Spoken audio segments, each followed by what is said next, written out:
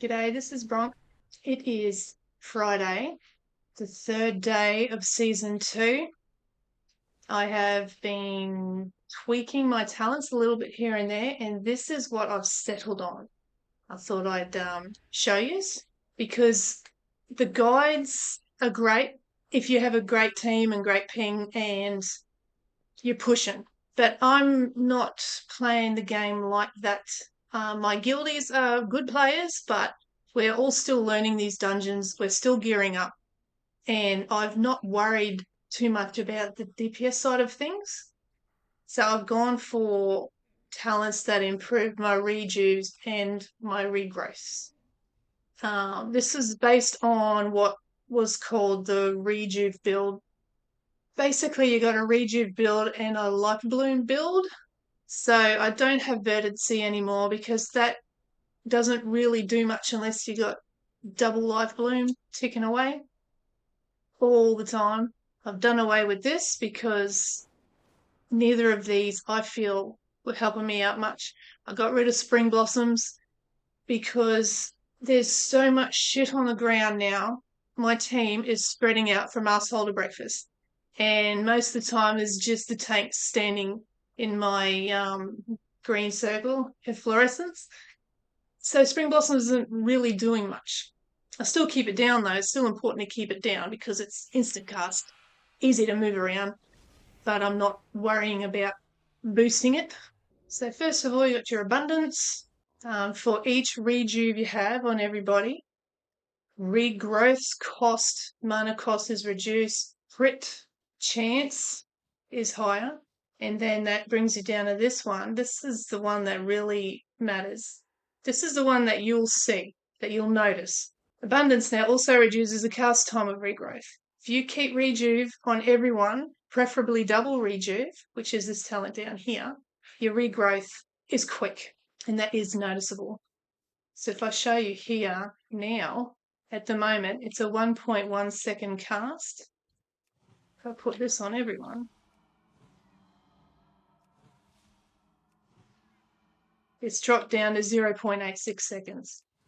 Let's put our doubles on here. 0.5 second cast. And that makes a huge difference when the shit hits the fan. Swiftman no longer consumes a heal over time. That is a godsend because you need to keep your rejuves up. You don't want to be taking a rejuve off when you use Swiftmen. So that's really important to have. You still got to have a hot on there for Swiftmen to activate, but it just doesn't burn it. And I always cast Wild Growth after Swiftmen. And this, of course, is your double rejuve. And it's called Germination. With my weak aura, it shows it as this icon here. So I know I've got double rejuve on that person.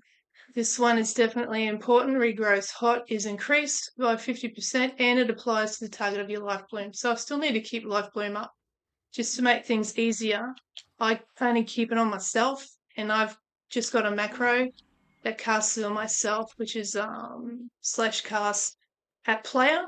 And as a healer, I tend to forget about myself too. I'm trying too hard to save everybody else and I often forget to save myself. So it's a good set and forget just to keep yourself pumped. And with the Lifebloom, I cast Regrowth. I prioritise a tank with Regrowth and it will automatically put it on myself as well.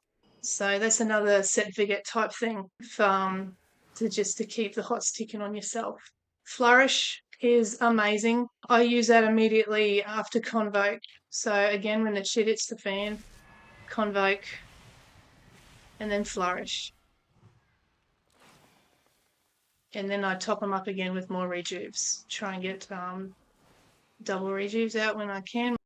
I usually bust out Convoke as soon as DBM says AOE incoming.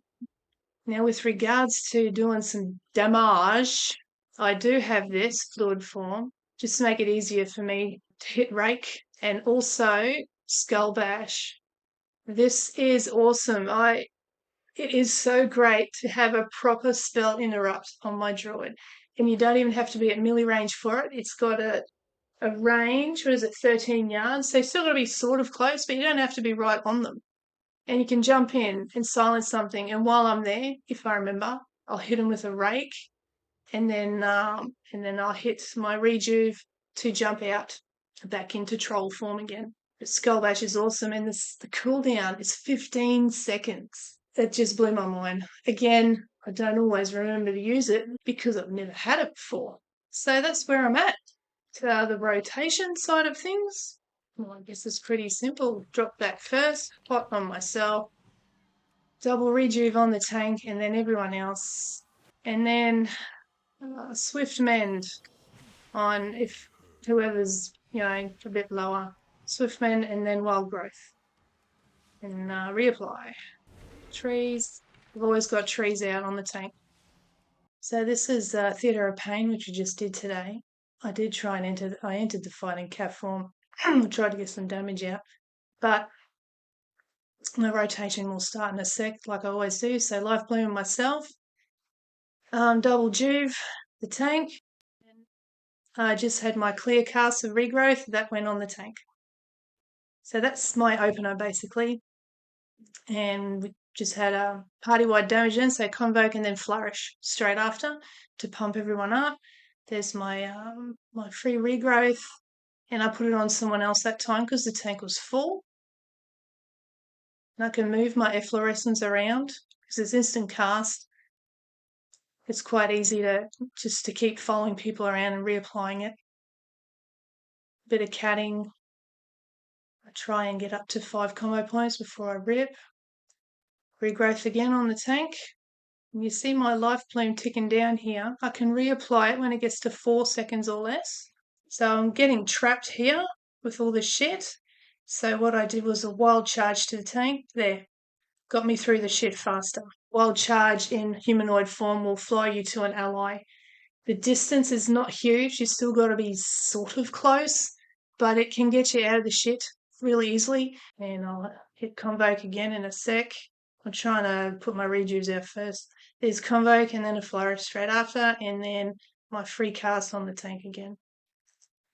And that's basically it. Rinse and repeat. I use Swift Mend as often as I can, and that Swift Mend and then Wild Growth, which is the party heal, when it's up basically on cooldown. I use my Nature's Swiftness, which is macroed to Regrowth, which you'll see me use in a sec on the Hunter here. There. It pumps them. It pumps. It's really good. I generally don't use Regrowth unless there's a prop or through the Nature's Swiftness. It's very rare where I've felt the need to use it outside of those moments because their hots are good enough to keep everyone up as long as they're not standing in fire. This is what works for me. This is, it's only been 3 days into the season 2. I'll probably change this later on, of course, as we gear up and get better at the dungeons, and I can probably put points into dealing a bit of damage instead of boosting my healing because people will learn what to avoid and we'll all get better at it. But at the moment, I feel that this is the way to go while we're still learning the dungeons and getting the hang of everything. And pugging. This is a good pug build too. This is what works for me. So that's about it. Thanks for watching.